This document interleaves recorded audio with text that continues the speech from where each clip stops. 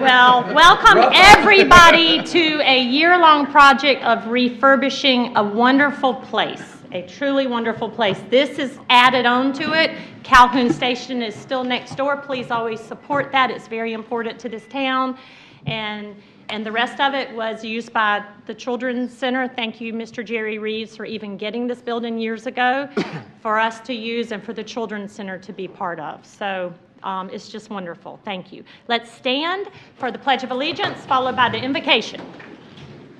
I pledge allegiance to the flag of the United States of America and to the republic for which it stands, one nation, under God, indivisible, with liberty and justice for all. Mr. Woods. Please join me in prayer. Dear Heavenly Father, we look around today and we truly understand how blessed this community is. The love is in this room. We see our neighbors as our friends. We cast aside those between who are wealthy and who are not. We strive to do good for our community, and we ask that you keep all of us in leadership, whatever our leadership position is in this community, humble. In that, we ask that you bless this town. In Jesus' name we pray. Amen. Amen. Wonderful. Next, we're moving to adoption of the agenda. Mr. Orlando, any changes? Yes, ma'am. Item 7, Item 1, presentation of Town of Bluffton by Representative Bill Herb Kurtzman and Weston Newton. They're not able to make it tonight. They're at a committee meeting in Columbia. Okay. With that, any other changes? No, with ma'am. that, is there exception to adopt the agenda with that one change? So moved. Is there a second? Second. Any discussion? All in favor state by saying aye. Aye. Opposed?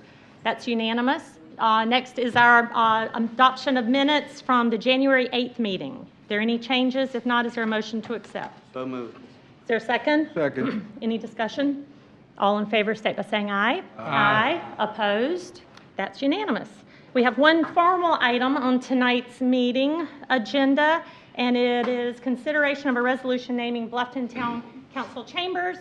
I would ask if there's a motion to name the Town of Bluffton Town Council Chambers in honor of former Bluffton Mayor and lifelong public servant Henry Emmett McCracken Jr. So moved.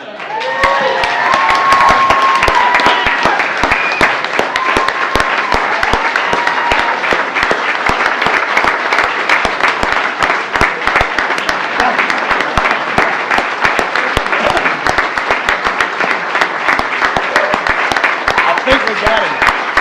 Voted on it yet.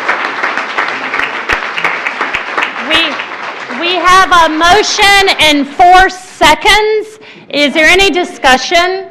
All in favor, state by saying aye. Aye. Mr. McCracken, please come forward.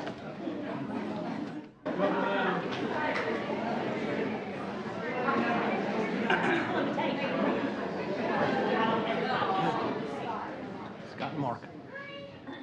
Yes, I knew about this too. Let's get to it, Mike, so everyone can hear us. Last week, he was given one of the highest awards by the Hilton Head Island Bluffton Chamber, which was the Alice Glenn Dowdy Award. And he almost wasn't going. And we were trying so hard to get something nominated for an award, and he thought that was what it was. And he looked at me, he goes, "Did you know this?" And that eyebrow went up. Y'all know that? We're the McCracken boys. You know that eyebrow? And I'm like, yeah, I knew, but I know something bigger. So,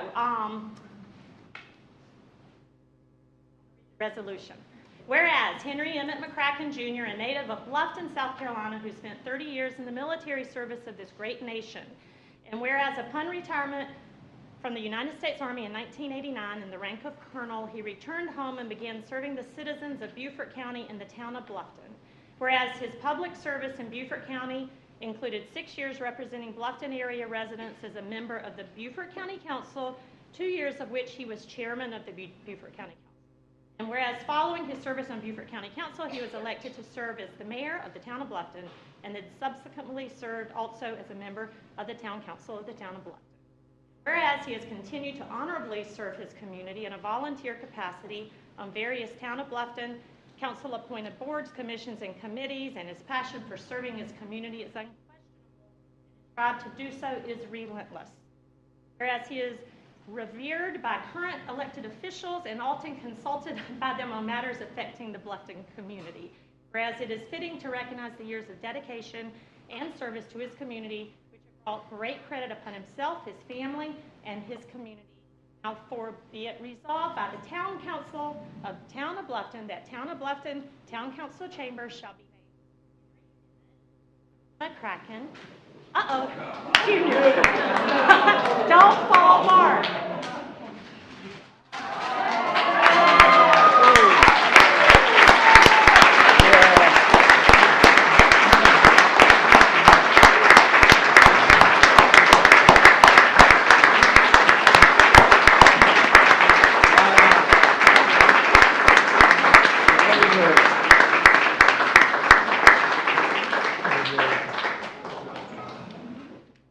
So now when he comes to speak to us, and if he gives us that look, I'm going to make him turn around.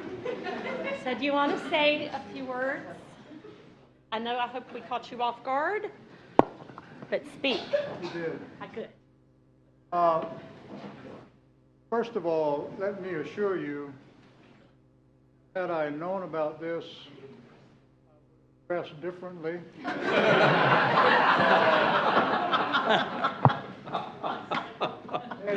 Teddy has had these pants in the giveaway box 3 times, and I keep going and digging them out. And the second thing is, a matter of 10 days or less than 2 weeks, honors for which he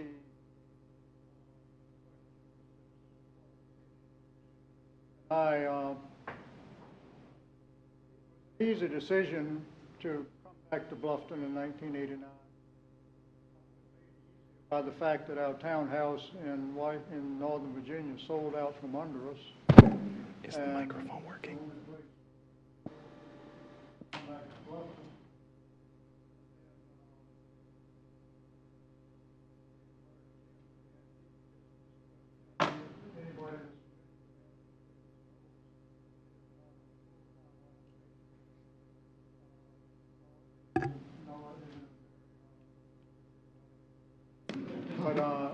And it gave me a lot of time on my hands and a lot of encouragement from people in the community.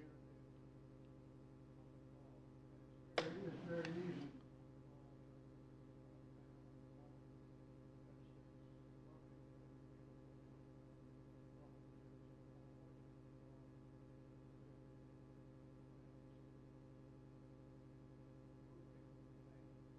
A lot of moving parts at that particular time. We were going through the conference.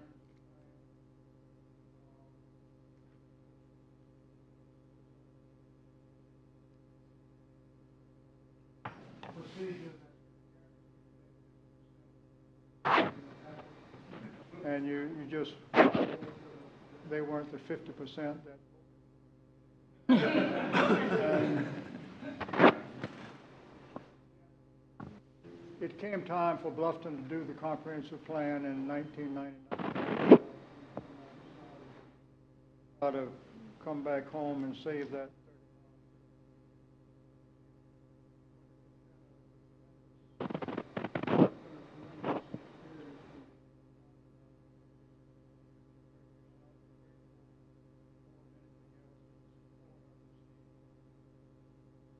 All of you here and for many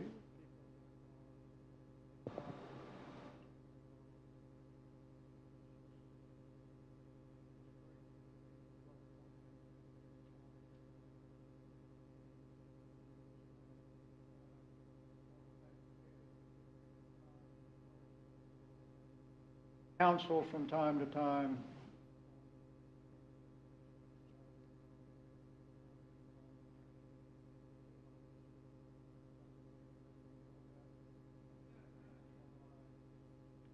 Boys and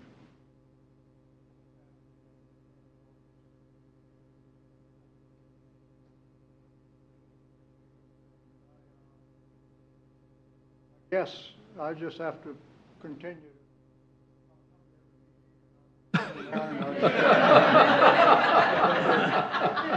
Well, you got a seat now.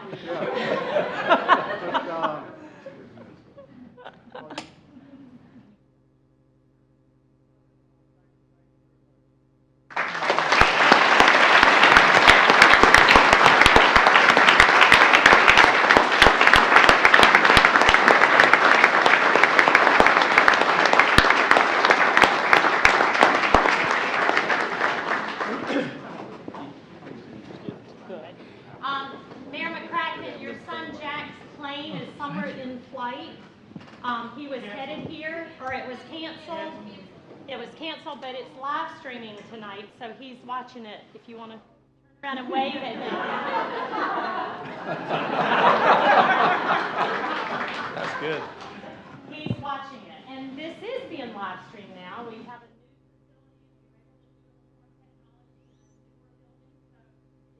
a live stream, but we want you still to just something chance.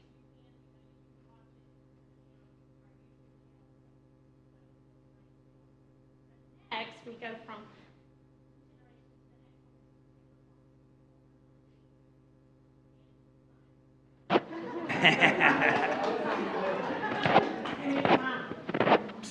favorite.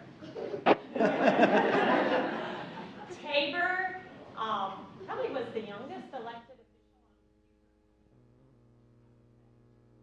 He was elected and served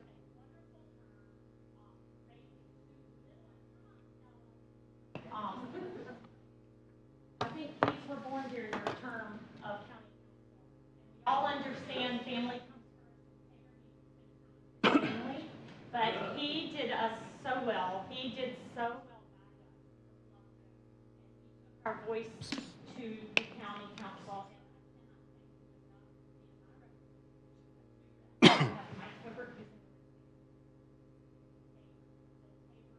I did not to run again, but I can tell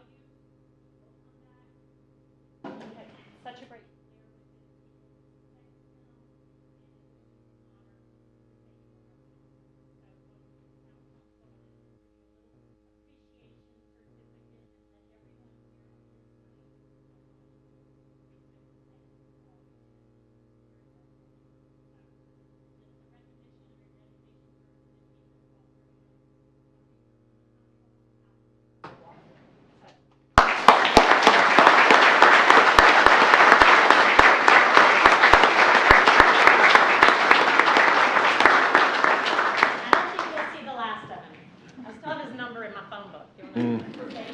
Everybody that knows Lisa, y'all know that she can sell anything. She'll make anything.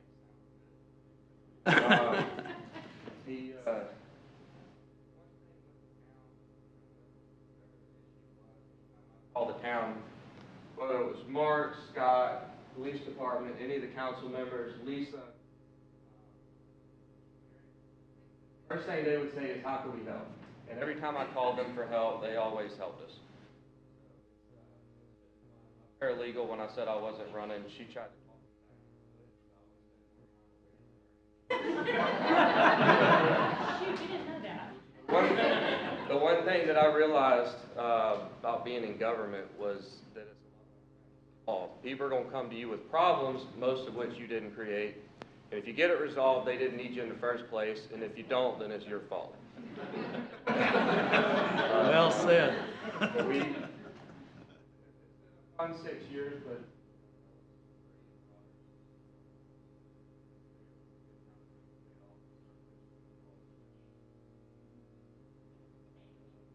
thank you very much. This might be our next meeting.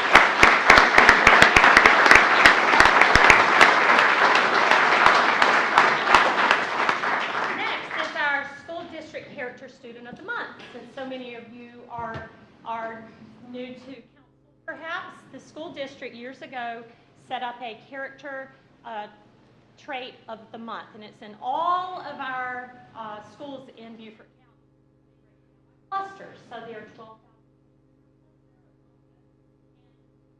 Nominate children based off of a trait, and those get cluster recognizes one well, but we love our kids, and thank you. All the people that are college and under, please stand up. I want everyone to recognize our future leaders.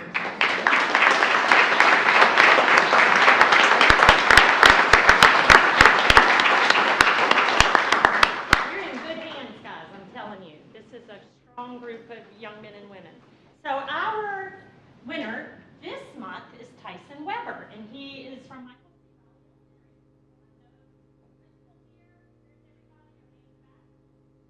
come.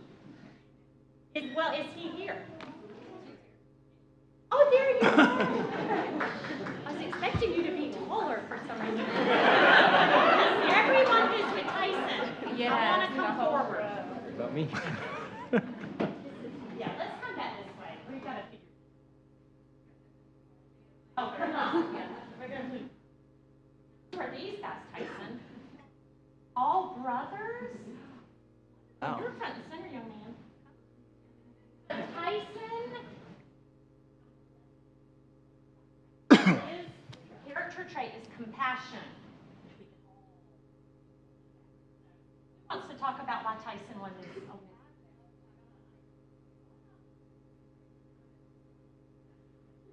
Hi, I am Jill Exley. I am a kindergarten teacher at MC Riley, and I have the pleasure of teaching Tyson every day.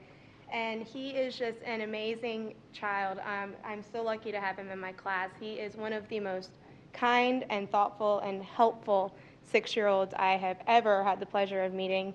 And he has maturity beyond his years and his ability to recognize when someone's in trouble or someone needs help or someone is sad, and he's the first one to help a friend out in the classroom or outside of the classroom, whether he knows them or not. He'll say, "Are you okay? Do you need help?" You can always find him helping someone clean up their mess or picking someone up who fell on the playground and asking if they're all right and how they're doing. And I'm just so proud to be his teacher and proud of his accomplishments this year and the way that he's found his voice in kindergarten. wonderful? Thank you. He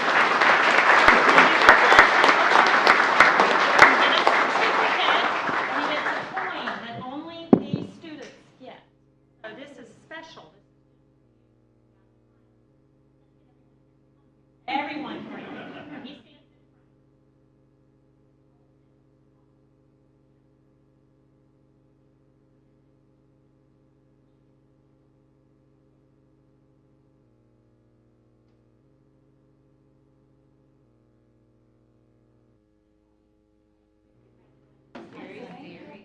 Thank you.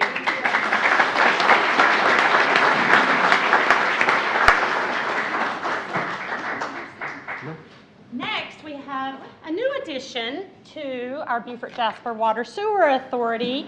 And Mr. Saxon, where's everyone come? Do we see Mr.? There he comes. We're introducing Joe Mantua, the new general manager of Beaufort Jasper Water Sewer Authority.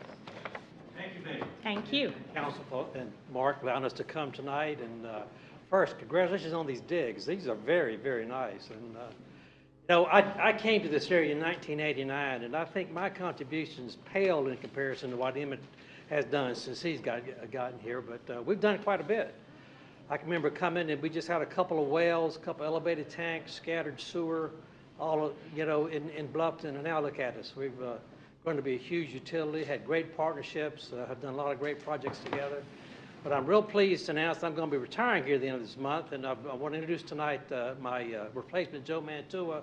And I can tell you we're in good hands with Joe coming in and taking over. So with that, I'll... Welcome, Joe.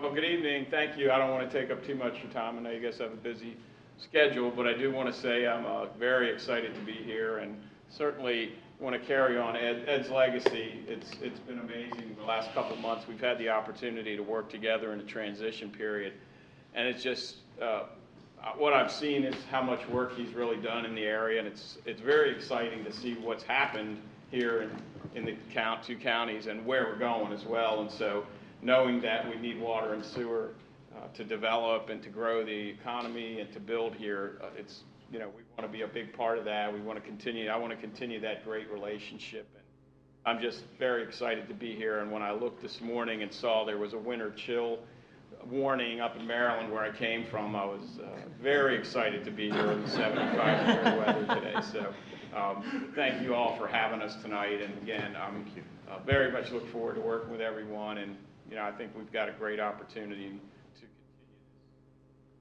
this. Thank you very much. Thank you.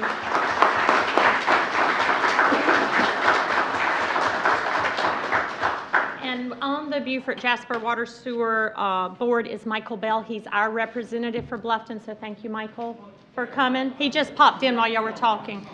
Next is public comment. So you will see on the screen. what our rules are for public comment. When you come to speak, please address council, and in speaking, avoid disrespect to council and any personalities. Confine yourself to the questions under our jurisdiction. Be mindful and respectful of those who are present. We have two ways that you can fill out a public comment card before you get here if you're running late, but you do have to be here to speak at public comment. You can fill out a public comment form online or any time before 5 minutes until 6. I'm not sure where they are in this town hall, but they'll be somewhere in the front. So please utilize both of those if you want to come speak to council. And we have several, so we will start. And when you come, please state your name and address, even though we may know you. It's just good for the minutes. First is Corbin Stripling. Corbin. I will call him again. Kim Hart. Hi. My name is Kim Hart, and I live in Woodbridge, so we're your bald-headed stepchild of Bluffton. And I say that respectfully. Congratulations, Mr. McCracken. I'm not new to Bluffton, but I'm not a person who was born and raised here and love Bluffton very much. And several of us from Woodbridge. There would have been a lot more, but we actually just brought a small committee with us right now to address what's happening across from Woodbridge. I've written to you, you've answered me, I appreciate that. And I say very respectfully, do any of you live off of Buckwalter Parkway? Mr. Lutz. Are you happy with the way things are looking there? I mean, it really is disgusting. I'm sorry. I love Bluffton. I came here, and so did many of us, because of how beautiful Bluffton is, that small town. And I know we're in the donut hole. One of the women that are here with me tonight had a terrible accident coming out of Woodbridge several months ago. She was stopped at the stop sign coming out of Woodbridge before they pulled down all those trees. There's no lighting there. The speeding is ridiculous. And then you now put up not you, but one of the developers put up a disco car wash. I don't know if you've noticed that. But, you know, as we were driving here to Bluffton, what we noticed about most of Bluffton is, I know it was a tree farm. I get it. This many miles of it was a tree farm for a long time. But a lot of that frontage has been conserved, so that you're not looking into these businesses. Along 278, it's the same way. I don't know why we're not having the same respect on Buckwalter Parkway as we do on 278. And, you know, if you lived there and you came out, it's just heartbreaking. And I'm sure that when you were making the plans to develop Bluffton as you were, you had things in mind that you wanted aesthetically. The other thing is the May River and the storm runoff. You know, that's a concern for us. Woodbridge, we were really flooded. I don't know, and I've never done this before or addressed a council, and I have a feeling I'm probably going to come a few other times. And the other thing, not being notified. The residents of Woodbridge were not notified. We have over 390-something homes in there, and there's a ton of apartments in there. So there's about 2,000 people probably who live in that area. And for us to come in and out of there, some people make the right because they're terrified to make that left. And I am aware that Beaufort County does not have a traffic engineer right now, but we need your help. We really, really need your help for something in the interim until they can put a traffic light or do something, whether it's have the developer start directing traffic. My neighbor's son was almost killed by one of the trucks coming out of there the other morning because there's nobody putting up a flag, stopping the traffic. And there's a lot of young people that live in Woodbridge. And it'll be on Bluffton's head if something happens to them. I appreciate you. Thank you. Beautiful town hall. Good luck. Thank you very much. Corbin Stripling? Corbin Stripling? Okay, we'll try one more time after Mike Covert. Thank you for coming, Mr. Covert.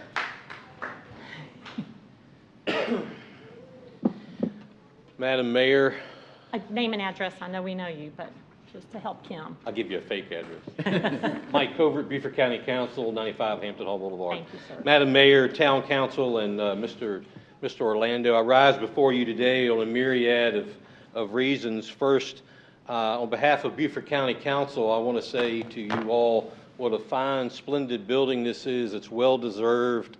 long overdue, and we are very, very proud for all of Bluffton to have such a fine facility.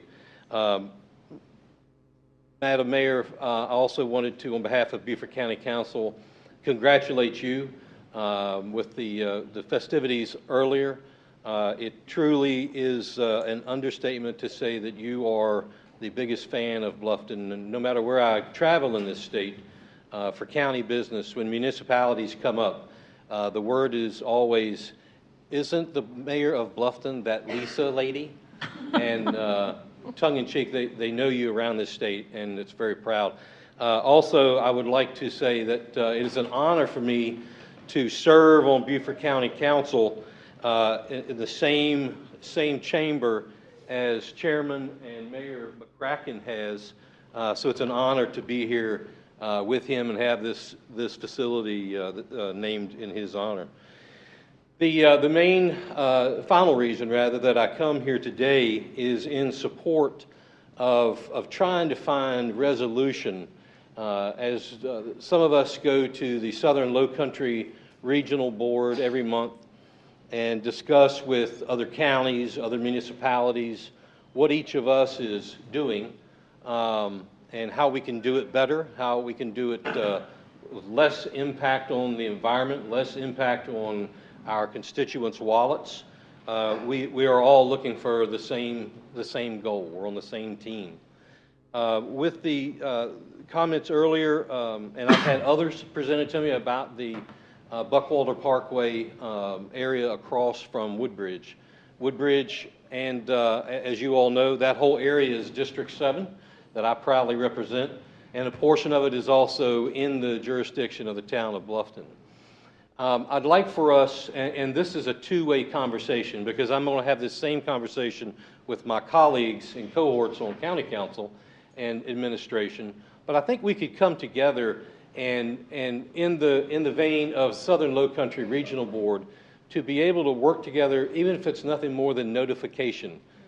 Quite frankly, and I'm sure all of you can relate to this, getting that phone call and the answer to the question being, I don't know, I have no idea what you're talking about, is not a pleasant one.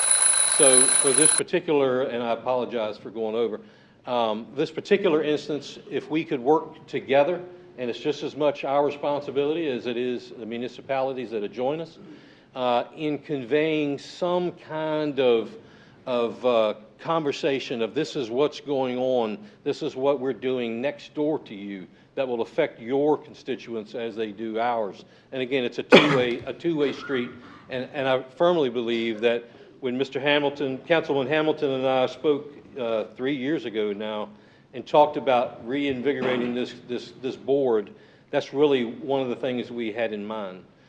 Finally, Madam Mayor, I do also want to say congratulations to and much respect to my colleague, Councilman Vox. I appreciate serving with him. One of the stories I proudly tell, and apparently so does he, in county politics with all of the stuff we're going on, or that does go on, Councilman Vox and I sometimes don't agree on everything. And that's okay, because afterwards we either split a Coke or a bottle of water, and life goes on. And that's the way politics should be, not as we see sensationalized on television. So thank you. Thank you very much. Again, I'll try Corbin Stripling. Okay, public comment is over. We have communications from mayor and council. Anything on this side? Oh, Dan, let it go. You don't have to. Sorry, I just want to say that personally, and again, all the awards and kudos have been mentioned, but I'm very proud of the individuals in the room. I've known Mayor McCracken from Rotary, and I used to go up to him constantly and tell him that he was a role model of mine. And as he walked away under his breath, sometimes I think I could hear him say, "Why send him to me, Lord?" You know. But and Mayor, let me say this: a lot of times you hear we need a full-time mayor in this town. What you have is a mayor that gets a part-time pay that does a full-time job. Thank you. Thank you. you, and ditto to all of you. The ladies who were leaving, I did want to mention with Woodbridge before we left, actually, Mr. Lutz brought this up at our strategic plan last week about the lack of what we need to start notifying. I know this is something that's already been in the works, but we do have a plan in place with our code that we're going to start notifying people within a radius if anything happens, because we've had a few projects pop up that through our code were not at a council level. So sometimes if you didn't know there was a planning commission meeting, you wouldn't have known that because it would have never come to council. So that was suggested and requested of staff, and from this point forward, hopefully we'll get it in time that you will be noticed, because there is a lot of construction going on things that were approved many, many, many, many, many, many, many years ago. So I'm sorry for this, but we'll have someone get with y'all. Maybe someone from staff can talk to Woodbridge or with Mike, and we can speak and update everyone on that parkway. Okay, I just knew they were leaving, so I wanted to jump into that. Anything from here? Or did you have something?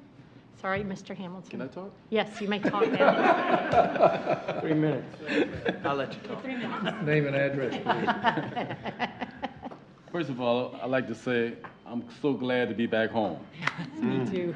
This is home for a lot of reasons. I also went to school here, and I heard somebody say that is Frank still here? Yeah. Good. I'm glad he's gone. Frank was too old to go to school here. I'm glad he's gone. But Mr. McCracken came to us a few months back and gave us a lecture. So I saw him out in the streets one day, and I said, "There go the troublemaker." And he wouldn't let me live that down. So now I got to take those words back, because now this building belongs to you, so I have to take my hats off to you. But I also do believe it's well-deserving an honor for you, as well as the honor that we gave the mayor today, the Wall of Fame. So saying that means that Bluffton has generated some serious and some dedicated leaders to lead Bluffton to the quality of life that we're experiencing today. I am so proud to be a Bluftonian, and I'm so proud of you all for sharing my piece of home with me. This is also where I was born and raised. So thank you, thank you, thank you. I've got just a couple of things. I'd like to thank Brian Osborne, who was the project manager, I guess is your title, Brian.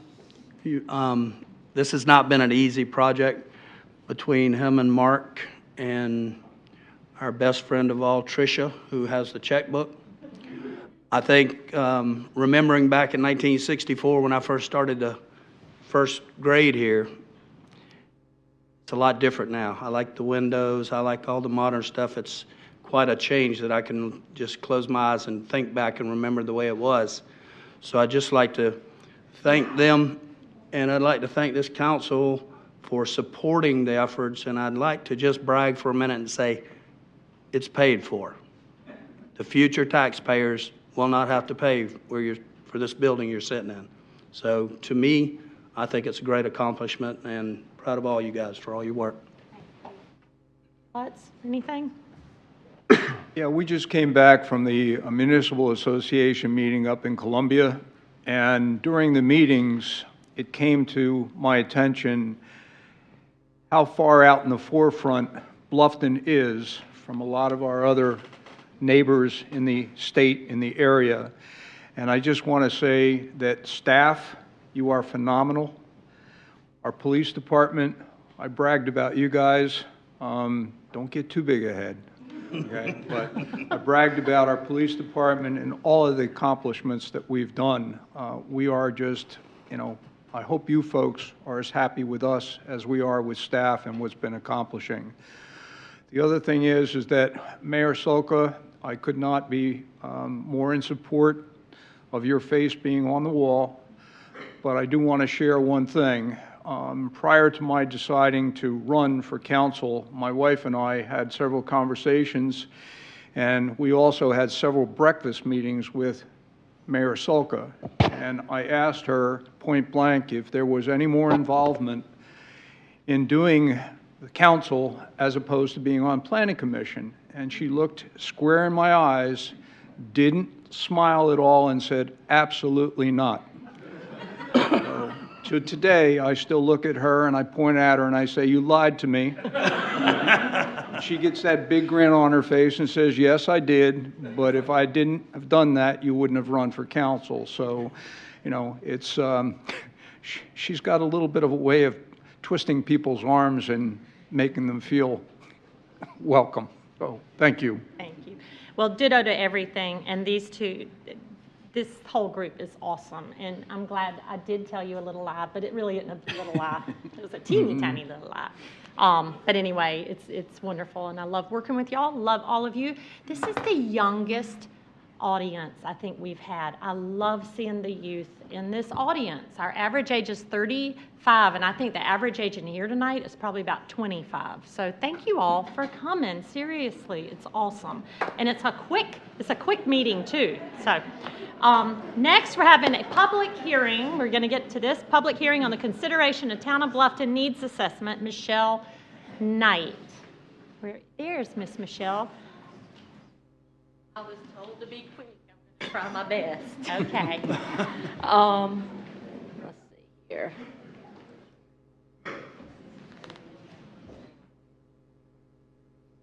Yeah. If before y'all leave, could y'all do me a favor and sign that public hearing sheet? It really, really helps us when we ask for money. So sign the public hearing sheet on the way out the door. Thank you all. It's kind of like being a tree in the woods. If it falls and there's no one there, then Yes, who heard thank you, it? Kim. So Please sign it. Roberts, make sure they sign it. Okay. all right, so let's go ahead and get started here. This public hearing tonight is the annual public hearing that we hold for the town to prioritize their needs for the coming year to be able to pursue CDBG funds. As part of the public hearing, we also note that the town does not discriminate in their fair housing practices. If you feel like you have been discriminated in the case of fair housing practices, just call us at Low Country Council of Governments at 843-473-3990, and we will discuss with you your concerns and forward information as we need to the appropriate people. The state CDBG program is basically designed to meet the economic or improve the economic opportunities and meet community revitalization needs, particularly of those people who are low to moderate income.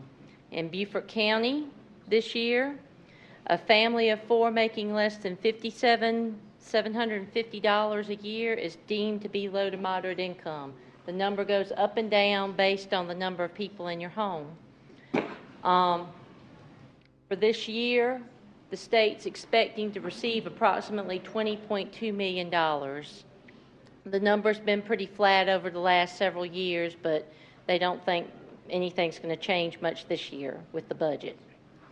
There are basically three broad programs: community development, which is what we're going to talk about mostly tonight, business development and regional planning. With the community development program, there are basically a fall round, a spring round, a fall round, and one round that is non-competitive. The spring round is our community infrastructure round. There's $12.2 million estimated to be allocated to it. There's a request deadline mid-March, an application deadline mid-April. This is our typical water, sewer, drainage, road fund that we apply for funding through.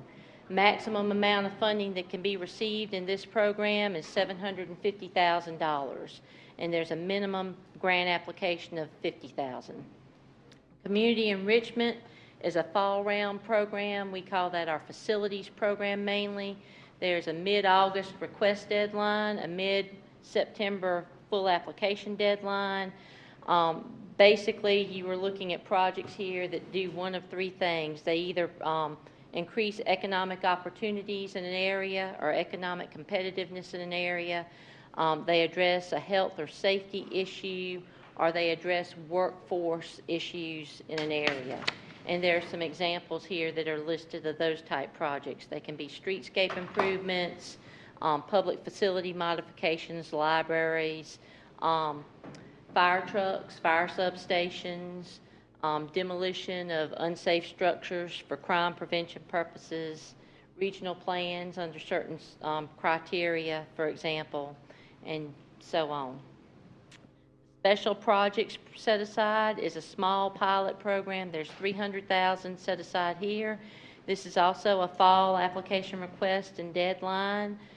Maximum amount of funding here is $150,000. These programs or these projects are designed for addressing energy conservation, innovation, historic preservation, basically small pilot projects that don't really fit in any other category or what we're looking at here. Over. Our next set aside I want to talk about is neighborhood revitalization. There's approximately $1 million here. This is a program where you put in a fall request and application, but you have to have a neighborhood plan. This is what Goethe Schultz was funded under, just to give you your example there. Maximum funding there is $500,000 as well. The Ready to Go program, there's a $600,000 set aside for this. This is a non-competitive program, and basically any of the type projects that you can do with community infrastructure or community enrichment, you can pursue under Ready to Go. When I say ready to go, everything has to be done. You have to have your environmental review done. You have to have your acquisition in place. Basically, but your permitting in place, your bid plans together, basically, but for having a check in your hand, you could go off and do the work. That being said, there is, like I said, $600,000 allowed there. You can apply whenever you have a project. Ideally, these are things that can't wait till the competitive rounds, that they would be sought out under. All projects have to meet national objectives. Primarily, you're benefiting low to moderate income people. You're either doing that or aiding in the prevention of slum or blight, or you're meeting some other urgent need. And all projects that we've talked about here have at least a 10% match requirement. Because they're competitive, if you match more, your scoring goes up in the competition. The other program that I'm going to talk about for the most part is the business development program. This is our old economic development program. And it basically, we're providing public infrastructure to businesses that are either new or expanding, and they're investing money in the area and they're creating jobs. Maximum amount of funding here is $500,000, but they also look at the cost per job.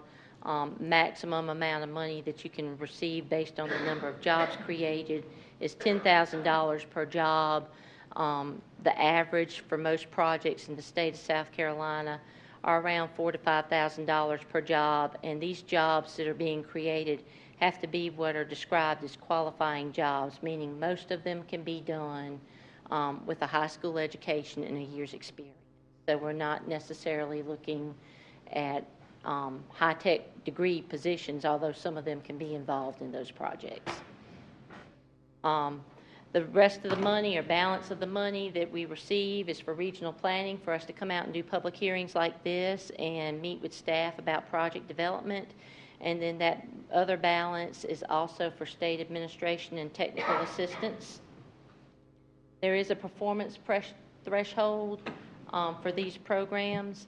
Basically, a unit of local government can have no more than 2 open grants and be able to pursue another one, excluding regional planning grants or business development grants. Right now, Town of Bluffton has one openly awarded grant, one that we're expecting an award on any day at this point, and that being the case, you have one more slot that you can do something in this year. And then once we do that and hopefully get it funded, there's nothing else until we close something, okay? I won't talk about 30 months because we don't have that problem or that issue here. I do want to talk for a few minutes about the Regional Home Consortium as well. We did this last year as well. As you're aware, Low Country Council of Governments does have a regional home consortium that they manage, of which Beaufort County is the lead entity, and all of our municipalities and counties participate in. There are basically three top objectives of the consortium. We focus on rehabilitating substandard housing, increasing the accessibility to adequate and affordable housing, and supporting the development and availability of safe, decent, and affordable housing. That being said, each year in April, we do our annual action plan and program statement for the coming year. Last year, your Affordable Housing Committee basically provided us with some information as far as things that they saw that were important in this area, and we're just asking that y'all look at that through your strategic planning effort and do that again with us before the end of April. My understanding is that in the consent agenda, there's a staff memo with a recommendation for priorities, unless the council has a different feeling about it or there's comment from the public that leads y'all to add things or switch priorities around, and that it's the same as last year. So action on that when you do this. Let's do the public hearing first, and then we'll discuss. There's a call for a public hearing on, for comment of the public hearing for the Town of Bluffton Needs Assessment. Second call for public comment for the public hearing on the Town of Bluffton Needs Assessment. Third and final call for public comment on the public hearing of the Town of Bluffton Needs Assessment. Public comment is over. Is there any questions of Michelle from council? Yeah, can Michelle come back? Michelle, you can come back up. Because don't we have to rank, you need this ranking and we need to vote on the We need to ranking. we need to rank your needs and vote on that. And ideally, it just needs to be done before the spring round request deadline, which would be before your next meeting if you needed to put it off, but y'all usually do it in the same meeting. So this is a state funding, so does it get divided among the counties in the state? So this It's funny you should ask that question. It is a competitive program. We compete against basically all the other towns and counties in the state that are not deemed to be entitlement areas. There are 17 of those in the state, one of which, the only one in our area is the town of Hilton Head Island. They get their money directly. That being said, the director of this program actually sent an email to myself and our executive director within the last month and said, because we had a project development meeting in January, which some of your staff attended, I'll add, and said that they were very impressed by the efforts that were made in our region to develop projects, to do projects, that our region by far outstripped the rest of the state in terms of what we were able to get funded and the number of projects that we put in, and that they appreciated the hard work that we did. Now, we don't do that by ourselves. The towns and the counties in our region are very active in terms of getting with us and going through and saying, hey, we have this capitals list, or there are things that we can do, ways that we can fund it to spread our money further. And your staff is good at doing that and has been. The other question, historic preservation, does that have to be town-owned properties? It needs to be ideally town-owned property. The other issue that you have with the preservation type projects, and we only have one in our region right now that's funded, is that you either have to do it in an area that's majority LMI, and even with that, you have to have an end use that's going to benefit low to moderate income people. So you couldn't necessarily have a building that you wanted to stabilize and then just make it a general visitor center and it meet the LMI use, okay? If you stabilized it with these funds, then there would be kind of a grace period by which you couldn't use it for a general purpose activity. So it makes it a little bit hard to do. The one project that we have right now is in the town of Gifford. They're like 70% low to moderate income, and it's to stabilize one of the Rosenwald schools there, and hopefully they're going to turn it eventually into kind of like a computer lab for at-risk youth. But that's a little bit in the future. They're just trying to stabilize the building right now. So this funding is only for stabilization, or is it for rehab? For historic preservation, the only things that we have gotten funded have been for stabilization purposes. If we want to do anything beyond that, it's probably something that we need to sit down with staff and with Commerce and discuss it. I will say this, Commerce will be in this area at the end of the month. They have a startup meeting that they have to do for your new project. And if there are some things like that and specifics that you'd like to discuss, that would be a good time if staff has information for us to just sit down, either before that meeting or after it for a few minutes and say, hey, we have this idea. What do you think of this? So does staff have that? Do you have that? The staff is involved, is aware of it. So you're letting them know when they're coming? Right. It's primarily engineering that's going to be meeting with them at the end. We kind of talked before, but I want you to help us figure out how we can revitalize a community center that's not town-owned. Like I said before, when we've discussed it, this program may not be the best fit for that. I really think the way that that's going to be addressed is through rural development funding, if we can do it that way. Yes, sir. All right. The other question was neighborhood revitalization. Now, that seems to be home repairs, isn't that right?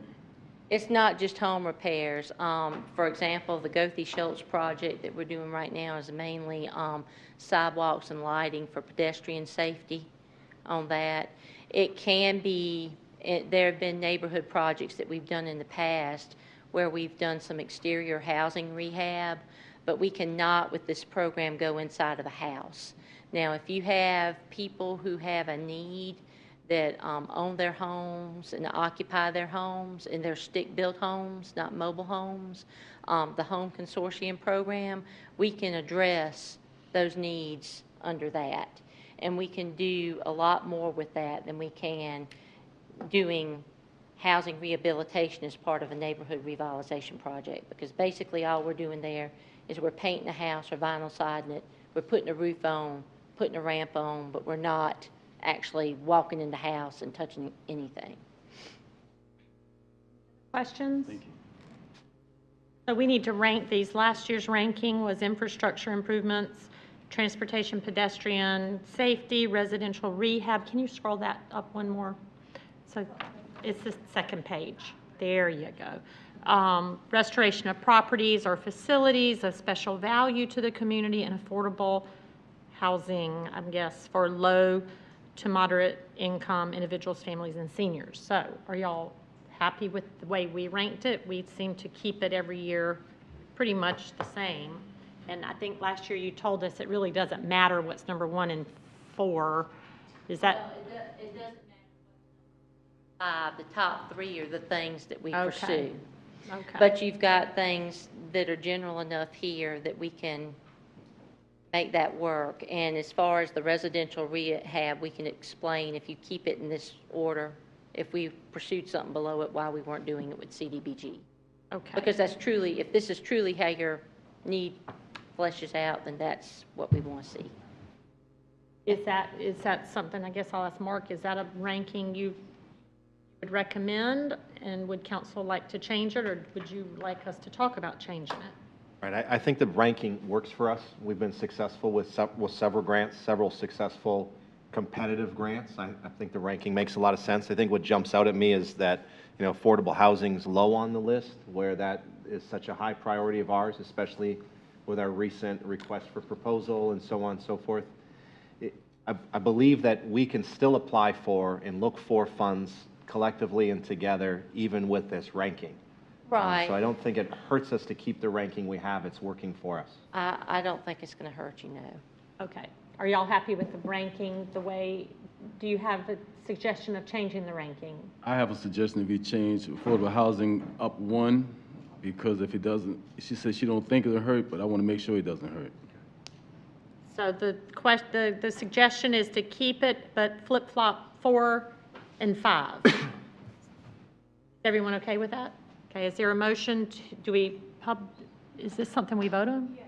So is there a motion to duplicate the 2018 ranking with the exception of flipping, restoration of properties, and affordable housing? So moved. Your second. Second. Any discussion? Does that make sense? Okay, all in favor, state by saying aye. Aye. Opposed? That's unanimous. Thank you, Michelle, for coming. And we have a public hearing and final reading on the following.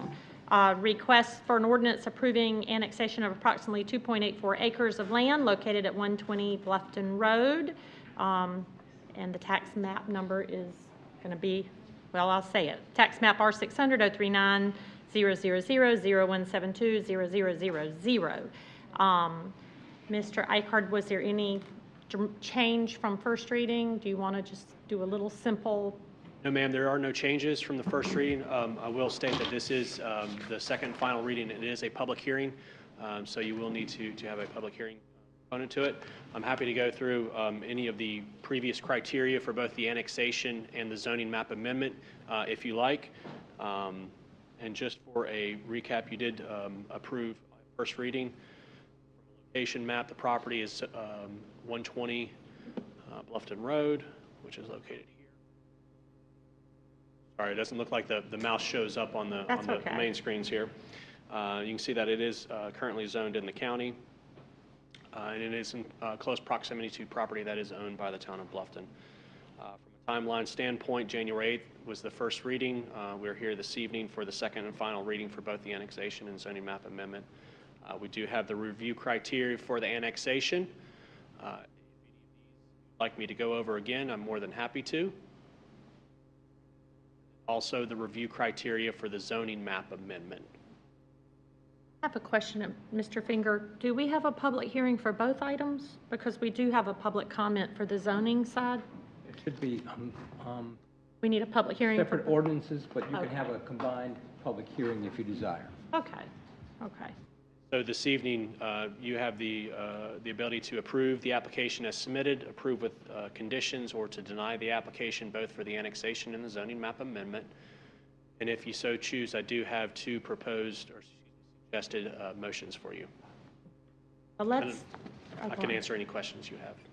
Let's do the public hearing first. We're going to hold the public hearing for both items. However the mayor decides. Okay, I just don't want to do it wrong.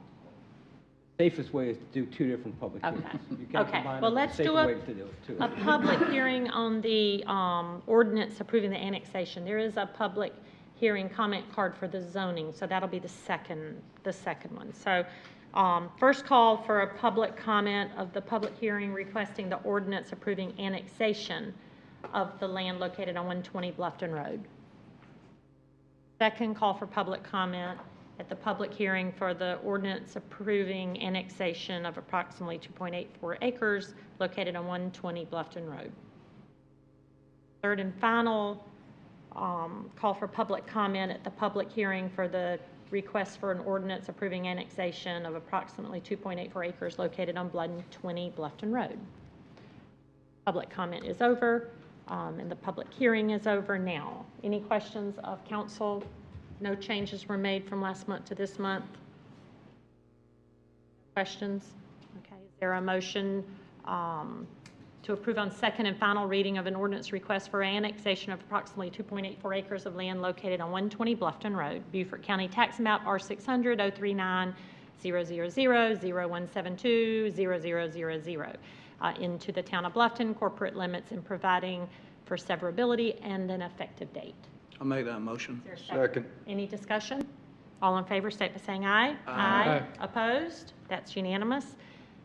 You didn't have anything else to add for the zoning? No, ma'am. Okay. Next, we have a public hearing for the zoning ordinance approving a zoning map amendment for approximately 2.84 acres of land located at 120 Bluffton Road to rezone the subject property to light industrial with a highway corridor overlay district. So there is first call for public comment on item number 2, which is the zoning map amendment. And we do have a Kathleen Duncan. Even if you could state your name and address. Hi, Kathleen Duncan, and I live at 65 4th Avenue in Bluffton Park. And good evening, Mayor, Council, and town staff. Thank you for having me. I'm here tonight as a Bluffton resident, and I know you guys have a big job to do in terms of growing our town responsibly. And so I don't take that lightly, and I think that the kind of facility that we're talking about putting on this property is a very exciting one. The fact that we can bring jobs is exciting. What I'm less excited about is the designation as light industrial for that site, and specifically because of some of the uses that are allowed as far as that light industrial designation allows. It's my understanding the comprehensive plan designates this as, and I want to make sure I state it correctly, medium intensity commercial, which I don't think is necessarily equivalent to light industrial. If you look at some of the uses that are allowed under the light industrial, things like, specifically to the industrial section, concrete and asphalt plants is a special exception that would be allowed. Conditional would be junkyard and salvage operations. And this is our entrance to Old Town Bluffton. And I would hate to see a junkyard on my way into Old Town Bluffton. I'd hate to see a concrete and asphalt plant on my way into Old Town Bluffton. And so it would be my suggestion, although I have no problem with the use, that it might fall under, but maybe be better fit under general mixed use as an opportunity, which does allow, I think, light assembly fabrication. Essentially, they're taking a kit of parts and they're cooking on site, so they're not really assembling anything that manufacturing per se, as you might think would be required to do as what might necessitate like the light industrial designation on this. So it would be my suggestion that you consider it as a general mixed use. The adjacent properties are all Beaufort County properties. The light industrial does allow for some greater use options that the county does not currently allow under those uses. So this is improving what they can do even on this site. The adjacent properties could really be, if they were annexed, probably also considered general mixed use. And I think the opportunity here, because this falls in line of a strip of properties that are all Beaufort County properties, you're setting a precedent as to what this corridor may be coming into Old Town Bluffton, and I don't want to miss that opportunity for responsible growth through this, because if this place doesn't work or if somebody else annexes in, like I said, I don't want to see junkyards and salvage operations and concrete asphalt plants on the land. Thank you. Thank you. Thank you. Second call for public comment for the public hearing of the zoning map, approving a zoning map amendment. Final call for public comment for the public hearing for the request of the ordinance approving a zoning map amendment for 120 Bluffton Road. Public comment is over. Public hearing is over. Back to council on questions. Questions on this? What? Yeah. Okay. Mr. Hamilton. Kevin. She makes a strong argument that I can appreciate. How can we protect the property owners and also address her concern with the other zoning, light industrial, I think she said it was. How can they be protected so to make sure that plans that they have would also work? She seems to give me something that I wasn't prepared for.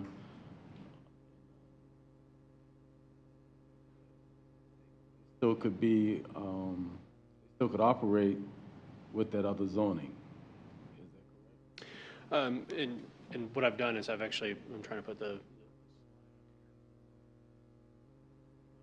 criteria number 3, and that's the compatibility with potential uses allowed at the proposed zoning district with surrounding uses.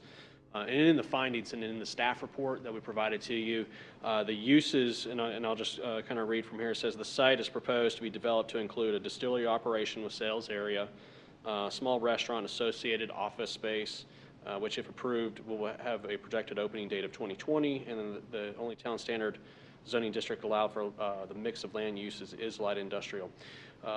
The potential allowed uses, Town of Bluffton light industrial, is similar to those presently allowed in the C4 community center. So we tried to find the most closely related land use designation that the county has that both meets the needs of the applicant as well as consistently will be as closely aligned to what is already out there. So yes, there are concerns from a land use standpoint. Obviously, the applicant is here if you have any questions specifically for them, but my understanding is with their business plan, they're moving forward with this project, so it was not being, it'd be one thing if someone was coming in with just a straight rezoning and had no plan as to what they were wanting to do. Then you could say, well, listen, we have concerns that you could potentially have a concrete, asphalt plant at this location versus what they are proposing with. I understand that, Kevin, but let's just let the sky fall. The sky falls. They decide, well, we don't want to do this again. Someone else said, well, I'll take this project over, but I'm going to put me up an asphalt plant. That's the worst case scenario is what I'm looking for. So how do we protect ourselves from the worst case scenario? If I could add too, the zoning of the property would also fall under the Highway Corridor Overlay District. So that's just another thing to add. So any use that would go or any development that goes within that Highway Corridor Overlay District has another set of criteria as far as review to the Planning Commission. The uses that we look to as far as the zoning districts that we have already in the town of Bluffton, it's UDO, the warehousing component and the distribution and the manufacturing of what it is that's occurring, that would like to occur on that site, and not only on that site, because we look at the big picture, that future land use map, comparable zoning districts, and the only district that the town currently has that aligns with that is the light industrial district. Some of those uses that she mentioned do have special exception requirements, so if those uses were proposed, it would have to go to the Board of Zoning Appeals for their review to make sure that that would fit in that particular location. I hope that helps answer your question. Just a question and follow up on him. Can't we approve this and mark through those two uses like we've done in the past? What I believe we could do is you actually have a workshop item coming up next town council meeting to go through those uses and to align them for all throughout the town. And that's where I would recommend that we look at specific uses and what's allowed in each district throughout. But I know we've done it in the past, project by project, that we can make the motion to approve this with conditions that these two uses are not allowed on this property. And I think that goes to her concern that neighboring properties could then come before and say, well, I want light industrial as well. And I know we've done it. And I don't, if that is a concern, but we want this project to go forward, I guess I asked Terry, can we do that? I'd defer to If you zone it under light industrial, it would have all the uses allowed under light industrial. If you tried to limit it, you could be accused of spot zoning in some fashion. So I would say that that would be kind of a slippery slope, and we should try to avoid conditions. The applicant was willing to put a covenant on the property saying that there shall be no asphalt or other, whatever the other. Salvage junkyard. I think the junk, then that would solve the problem in and of itself. But Heather did mention that these uses are all going to be reviewed by you, I think, and Planning Commission. Am I right, Heather? Planning Commission, yes, because it's highway corridor. Right. And there's uses for special exception right now is concrete and asphalt plants. Several of them do have conditions. Some of those conditions, and this is just a memory here that serves me, is where they can operate. So as if it's indoors or if it's screened and things like that. But the development itself and the plan all would have to go to the Planning Commission because of the highway corridor overlay designation. But I mean, question. Yes, sir. If we do that, that automatically grandfathers them in, does it not? With the conditions that they're applying for today? It would grandfather this use. If this use was built, and subsequently, as Councilman Hamilton said, the roof fell in, and they want to do something else at some other time, they would have to comply with the zoning uses in effect at that time. So you're indicating by that there's ample time for us to come back and revisit this and make that change, is what you're I saying? think that's one of the overall UDO workshop items, is trying to get the uses clear. Our annexation manual has pretty much said, our procedures have always said, let's find our zoning criteria, or our zoning use that is as close to what the county has now. So we would keep it fairly close, and that's what staff has done here, rather than rezoning it to some other entire use. Not sure I answered the question, but I tried. Well, I got to go back and think. I thought we've done this before, but maybe it's in a PUD or something. I know good and well we've scratched through uses, permitted uses in the past. I know we have. That's been within PUDs is primarily what. Okay, okay. What are the adjoining properties zoned at right now? To Kevin, those are in the counties, and that's in the counties, and he does have all that as part of his presentation. And if we do change this, does that open up the availability of the county to come back and change that and then start a snowball effect to change that all the way through? Or because of the fact that it's a highway corridor, does that negate that from happening? What, if I could understand what you're saying is the county can always make changes on their own, how they see fit. The county has a lot more different zoning districts, and their ordinance is set up a little bit differently than ours as far as us to be able to align the closest zoning district of those neighboring properties. As far as future parcels coming in for annexation, I believe, like Terry said, depending on when we review that criteria, if it's adjacent to what's in the surrounding, however we change it, case by case basis. So I don't know if that answers your question, but.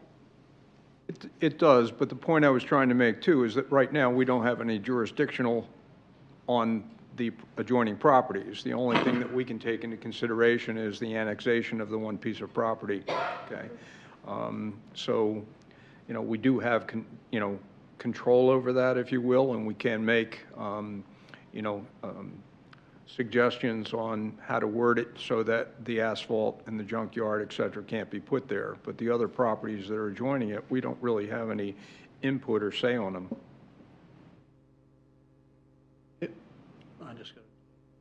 If we don't want to annex a piece of property, we don't have to, right? If they don't have a use plan for another piece of property that we feel fits into our town, which we definitely don't want a junkyard or asphalt. I agree totally. Great points. I don't want to do that. Well, but we can. I mean, if they want to do something that we don't want in our town, we'll say no.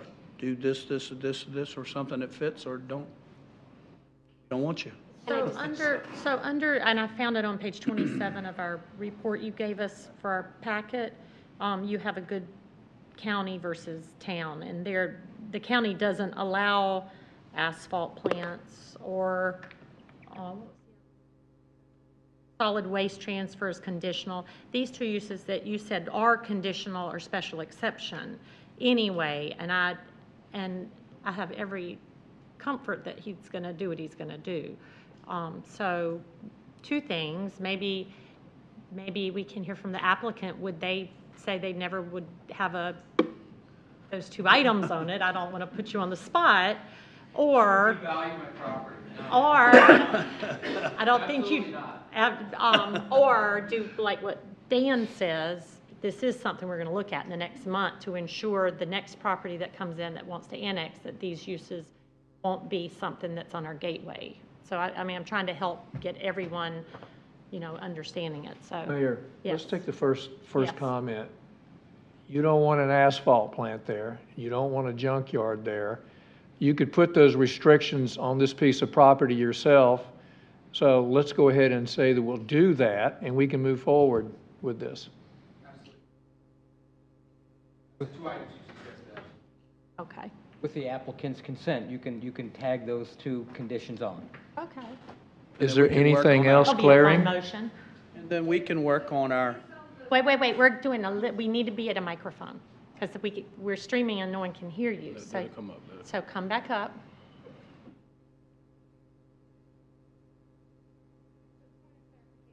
Sells the property, those conditions remain Forever. consistent with the duration of that property. How do you then, and you're saying because any property that's potentially annexed in the future would have to go through this process again, and they would already have to come with an intended use that the council would then either could approve or deny at that time. That's what protects the additional properties along that stretch. well, that and the time factor that we can have time, instead of holding this project up, we would have time to reword our uses and make sure that we address things like you just brought up tonight. Okay. So we're going to have a workshop in the next couple of months on where I know you're going to be there. I want you to be there. Where we're going to look at areas and what is our gateway. Now we've growing up, what do we really want to look like? And are these things we even want? I mean, I've just noticed 4 or 5 that I'm going to want out. So really look at those uses, and you can get this report online, that I'm looking at here. Oh, yeah. Well, that's a little different, and it compares the two, so really do some homework. I got it all printed out. I got Good. my highlights and my So I notes. think that helps and thank you for bringing it up. I think that helps your concern looking out, but it helps them moving forward, and we'll put that as a condition. He seems quite fine with it. I'm sorry. No, that's it. That's all right. I'm done. I talked. I was just going to say, be sure to review that light industrial list as you're going through to make this motion. Review that list and make sure that everything on there that's permitted, my most concern was that light industrial designation under the industrial section of what's permitted and conditional and special exception. Because it's not just those 2 that I said. No, There's but I more. think those are the 2 we can move on and not really go through this, because in the next month, when we add this and for some reason he backs up and goes away and sells it, they have to come back with whatever our new uses are. Okay. So we're not doing that at the end of the year. We're doing that in the next couple of months. So, and if that were to happen, we have a way of holding things and, maybe holding it a little longer. I just won't put it on the agenda. This gives a lot of power to that property, and I want to make sure that we are. I appreciate it. That you don't back yourself into a corner by allowing something that you may not want. We are who we are because of people like you. Thank you, that guys. can read Thank through you. this, so thank you. Okay, any other questions or thoughts? Okay, so if you put that motion back up there, how do I add with the 2, what's that addition, Mr. Finger? Give me a Since second. the applicant is fine with what we're going to, great. Thank you, I know. And as you look through there, which will help your neighboring properties, maybe please come to this workshop as well to make sure that whole look will look the way we all want it. So that would be really helpful. So there is there a motion to, on second and final reading, and a zoning map amendment for approximately 2.84 acres of land located at 120 Bluffton Road to rezone subject property to light industrial with the highway corridor overlay district with the 2. Working on I'm out. Thank you. Thank you. With the condition as consented to by the applicant that the property will not be used for an asphalt plant or junkyard or similar uses. Is I'll make that motion. there a second? Second. Any discussion? Okay. And when is that workshop? Were you thinking April? March or April, right in there, it's around the corner. Okay, any other discussion? All in favor, state by saying aye. Aye. Opposed? That's unanimous. Welcome to Bluffton. And thank you, Kathleen, for your, Good job. now go break ground quickly.